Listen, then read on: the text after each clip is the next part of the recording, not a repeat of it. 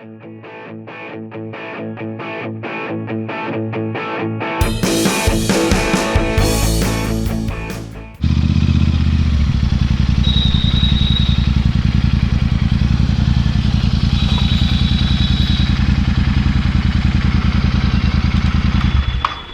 Fill करवाते हैं पूरा। फुल कर दे भाई फुल। अब ये नीचे जहाँ पे कट होगा, जहाँ तक इसका नोजल किया हुआ है, वहाँ पे टच होते ही फिर बंद हो जाएगा। इसका वो सुराग होता है, वहाँ तक पेट्रोल आ जाएगा। अच्छा, ताकि कभी फैल ना पाए। मैं सोचा कि जहाँ तक नोजल जाता है ना, वहाँ तक होता होगा। इसको फुल कर दे पूरा। कितने है? 953 का आ गया है।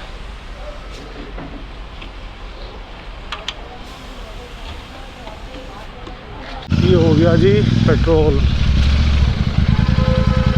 953 रुपये का। अब चले कहाँ?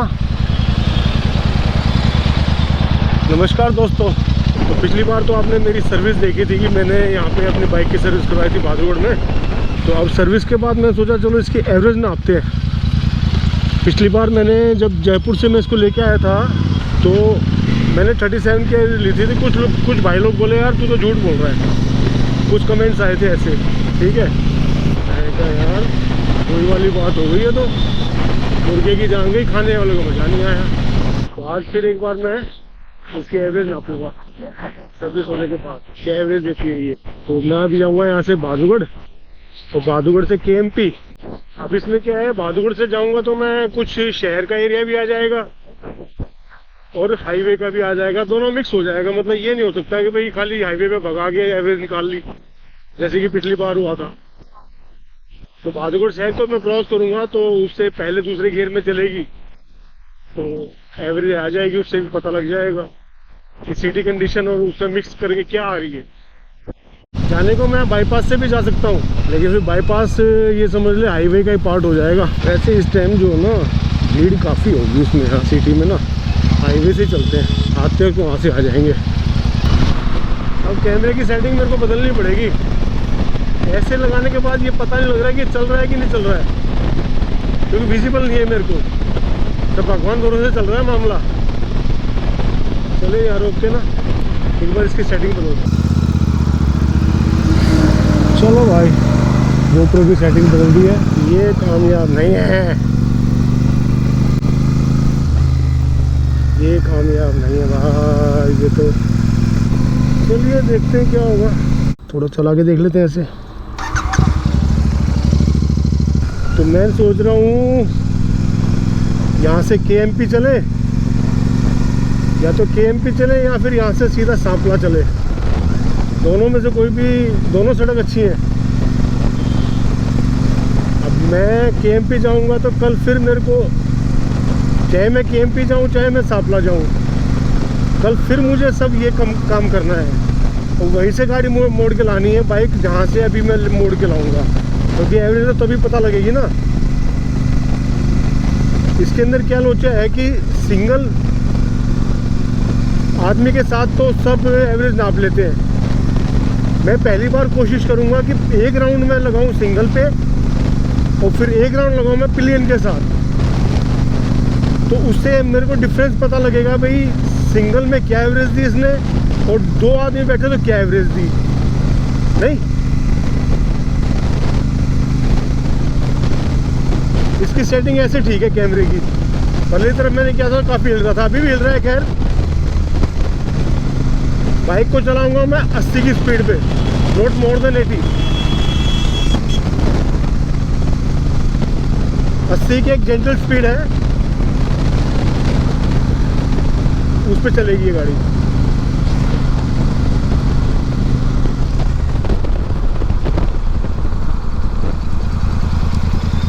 अबे यार,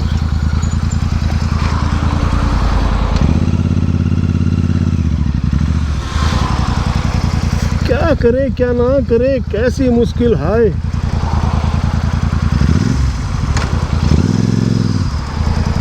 अब मेरा दस्ताना गिर गया।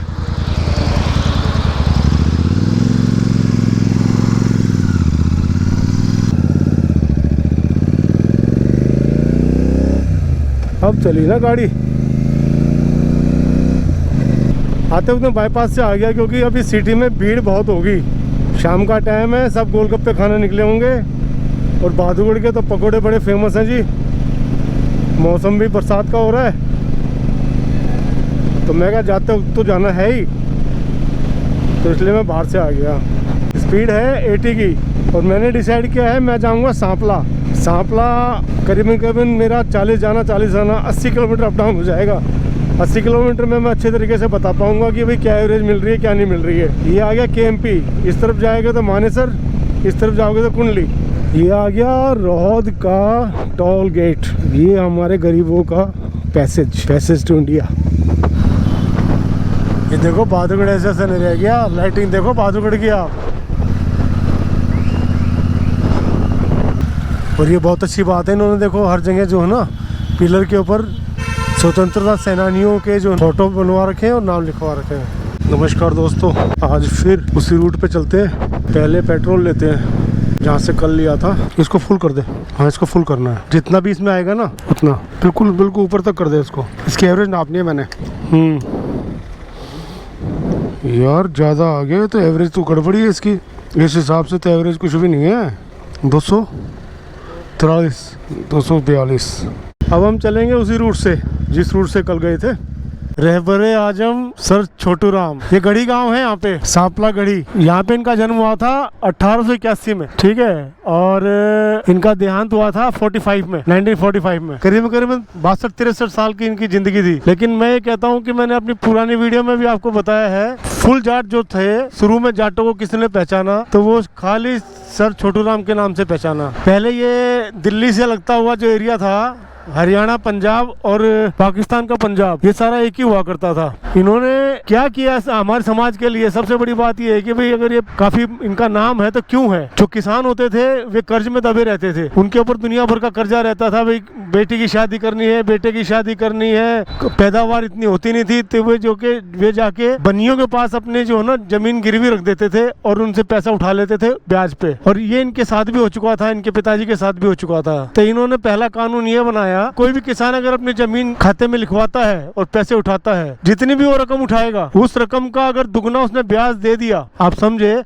मान लिया 100 रुपए उठाए हैं, 100 रुपए उठा के उसने ब्याज भी 100 रुपए दे दिए और फिर भी ब्याज चल रहा है, तो इन्होंने कानून बनाया था कि जिसने भी पैसे लिए हैं, जितने पैसे का उसने डबल दे दिए हैं, तो उसके बाद उसके जमीन को बनिया को छोड़ना पड़ेगा। कितनी दूरदृष्टि, ताकि किसान जो है ना लुटे ना पिटे ना, ये कानून उन्होंने बनाया। और साथ में 1942 में, क्योंकि ये पंजाब सूबा होता था सारा, 1942 में क्या था, जिन्ना साहब आए, क्योंकि वो उस टाइम चल रहे थे अपने मिशन पे पाकिस्तान के। तो इनके पास जो है ना पैगाम आया नेहरू का कि आप जो है ना ये जो जिन्ना आ रहे हैं इनको इज्जत से जो है ना घूमने देना और जो ये बात कहे उसको जो है ना पब्लिक में जाने देना। और सर छोटू राम तो सर छोटू राम थे भाई, जाट टेढ़ा ऐसे कहते हैं हमारे यहाँ। पढ़ा लिखा जाट अफसर बन जाना तो किसी को बस में नहीं आता। तो इन्होंने जिन्ना को अपने यहाँ पे घुसने नहीं दिया पंजाब में, नेहरू को कहने के बावजूद, ठीक है। और अधिकतर मुसलमानों ने इनका साथ दिया था। उसके बाद इनका नाम रहबर आजम पड़ा था, इनको ये उपाधि मिली थी। अब नेहरू जी ने इनको बायकॉट कर दिया इनका। अब नेहरू जी के बायकॉट करने के कारण अब एक कोई जाट नेता तो चाहिए था, तो उन्होंने क्या किया, जो अपने भूपेंद्र सिंह हुड्डा है ना, इनके पिताजी थे, उनको पुश करना शुरू कर दिया कांग्रेस में। वरना आज की डेट में इनका जो है ना पूरा वर्चस्व होना चाहिए था हमारे समाज में, हरियाणा की पॉलिटिक्स में खासकर, लेकिन अभी इनका वर्चस्व 0 है। तो ये इनका पूरा इतिहास है, एक नंबर का। अब आप ये कहोगे भी सर छोटू राम है, ये अंग्रेजों के चाटुकार होंगे, तभी तो इनको सर की उपाधि मिली है सर की। भैया महात्मा गांधी जब साउथ अफ्रीका में था तो ब्रिटिश फौज में था, और सारी उम्र इन कांग्रेस वालों ने अंग्रेजों की गुलामी की, वे क्रांतिकारी हो गए और सर छोटू राम क्रांतिकारी नहीं है, ऐसे कैसे हो सकता है। तो मेरे जो बनिया वाला कानून था वो तो ऑल थ्रू आउट इंडिया था, तो उसमें जाट क्या करेगा, क्या बनिया करेगा, क्या कोई दूसरी कौम करेगी, सबके फायदे के लिए इन्होंने सोचा था। चलिए अब हम इस बाइक के ऊपर 2 जने हैं। अब मेरा वजन है 82-83 और ये है, इसका भी 80-85 के करीब ही है, तो हम दोनों का वजन मिला के हो गया 170 के करीब। एवरेज ने तो इसने, कल की एवरेज मैंने नापी है, मैं आपको बाद में बताऊंगा। मुझे तो कुआं खरीदना पड़ेगा पेट्रोल का, इसने तो ऐसी एवरेज दे दी है।